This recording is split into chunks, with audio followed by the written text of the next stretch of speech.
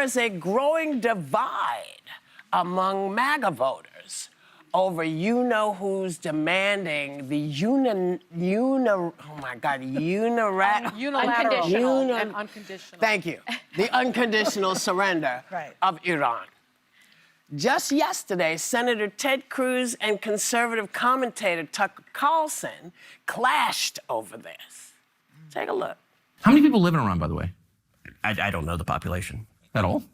No, I don't know the population. I am not the Tucker Carlson expert on Iran. You're a senator who's calling for the overthrow of the government. You're the one who don't know anything about the country. No, you don't know anything about the country. We're carrying out military strikes today. You said Israel was. Right, with our help. We're not bombing them. Israel's bombing them. You just said we were.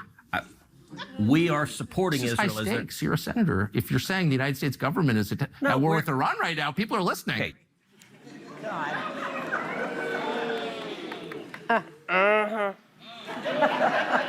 And some of MAGA's biggest supporters are calling this escalation a betrayal of his America First promise.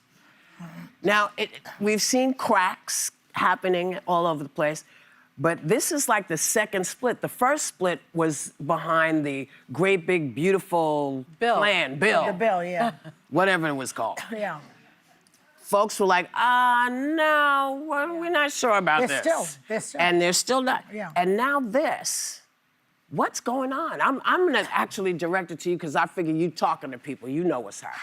I am. So, listen, I have to say, I'm not going to cheer Tucker Carlson because in the first time in 10 years, he made one good point. This is one of the most malignant forces in our political discourse. He might as well be the spokesperson for Moscow. He is a stooge for Vladimir Putin, who does not exist in facts, but cool. You once made a good point to Ted Cruz. Here's where things stand. 79% of Americans agree Iran should never have a nuclear weapon. But when you go to a question around regime change, around American boots on the ground, it is significantly less popular. People do not want to get back to forever wars. They don't want U.S. troops in the Middle East. And to the best of my knowledge and everything we know publicly, Ted Cruz did misspeak. The U.S. has a defensive posture in the Middle East right now. We have not, based on what is public, taken any strikes ourselves on the Iranians. It's been Israeli-led.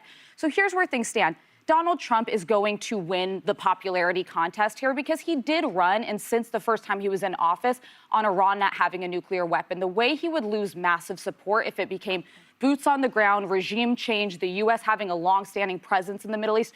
People do not want that. We're sick of it. But there are many ways to achieve what the vast majority of Americans want, to have a safer Middle East and a safer world that does not require us going to World War III. I thought he ran on no more wars. He did. But there's a big difference between, so I was in the Pentagon during the Soleimani strike, and most smart people on cable news and military experts said, this is going to lead to World War III. In fact, it led to deterrence in the Middle East for about 2 years because the reality is the Iranians cannot compete with the U.S. military. They are a rogue regime. They like to sow terrorist discord in the region. They back Hamas. They back Hezbollah. Their own people, by the way, want the Ayatollah gone. But that is on the Iranians to free themselves of the Ayatollah, not on Americans. Well, that's what I think is very problematic, because what people aren't talking about is that Israel preemptively struck Iran.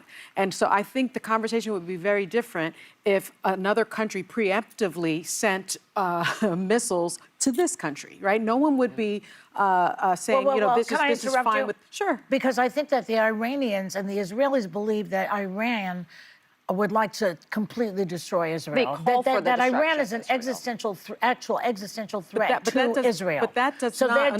So they're saying, if you're trying to kill us, we want a nuclear bomb. And we don't want you to have a nuke. That is fine, but you have to do that legally and under international criminal Iran's law. Launched tons of missiles against Israel in the last You're not supposed to do this. I'm not sure Iran does things illegally. But under international law, Israel should not be preemptively striking another country. And President Trump just said yesterday he demanded Iran's unconditional surrender and threatened to kill its supreme leader. He wrote, "We know exactly where the so-called supreme leader is hiding. He's an easy target, but is safe there. We are not going to take him out.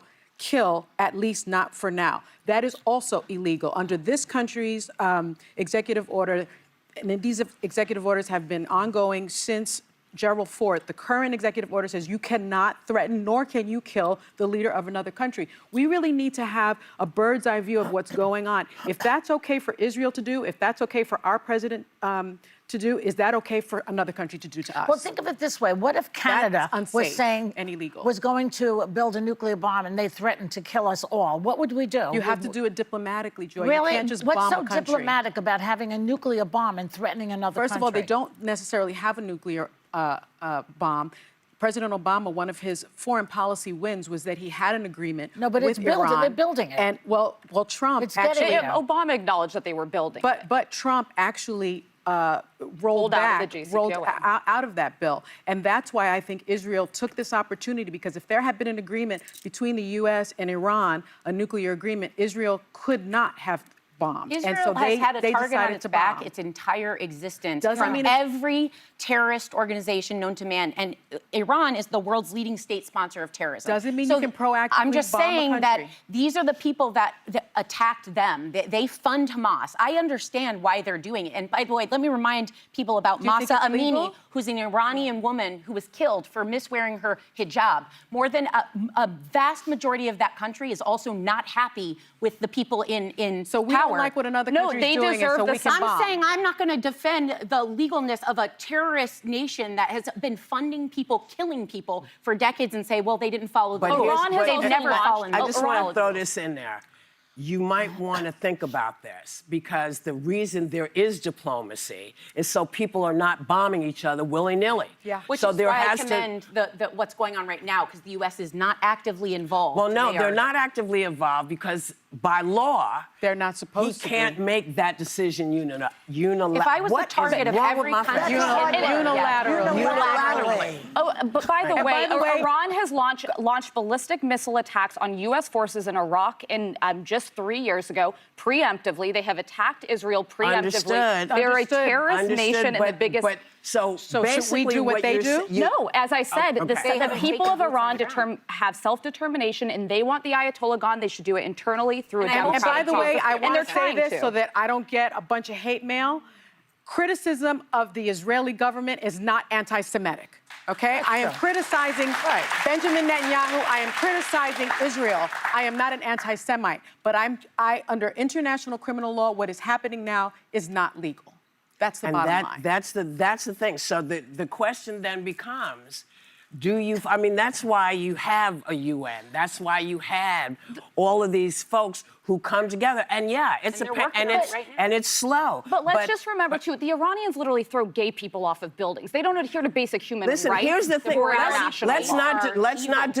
not do that, because if we start with that, we have been known in this country to tie gay folks to the car. I'm sorry, but where the Iranian regime is today in 2025 is nothing they used compared to to the just United keep States. hanging black people. So It is not even the same. I couldn't step foot wearing this outfit wait. in That's Iran not what right you now. mean to say. It is the same. No, it's not. The year 2025 in the United States is nothing like if I step foot wearing this The young outfit in people that have Tehran been right now. killed for I'm Mahsa sorry. Amini. Well, they wear like a listen, No, this- I can't have my hair showing. I can't wear a skirt. I can't have my Understood. arms out. I'm is it telling for you, us to as judge? I literally said it was Lord. up to the Iranian people. Yes. It is up to them. And that's why I am saying that it is the same. Murdering someone for their difference is not good, whoever does it. It's not good. So that's why I said you weren't saying what I heard was not what you Okay. meant. I think that's, it's very different to you live know. in the United States in 2025 than it is to live in Iran. Not if you're black. Not for everybody. Not if you're black. Guys, don't go to Tehran. Do not, no one at this table should go to Tehran. Let me tell you about being in this country. This is the greatest country in the world. But yeah, I know that. And we all know that. But every day we are worried. Do we have to be worried about our kids? Are our kids going to get shot because they're running through somebody's neighborhood? They are not big deals, and I don't mean to say they're not big deals to you, because that's we're all not women, what I meant. and they are not doing well there either. They are not doing well in Iran. They are not educated. They She's cannot talking property. about They the cannot United leave them. States. I'm talking about here. Nobody wants to comparison. diminish the very real problems we have in this country. That Well, is good, no one's intent. good. But I think it's important we remember there are places much darker than this country and But people who not- deserve listen, rights. Not and we shouldn't- everybody feels that way. Not everybody feels that way. Listen, I'm sorry. You know, when you think about the fact that we got the vote in 1965. As okay, they don't have free and fair elections in Iran. It's not even the same universe. They can't go out of their house. The women. You know what?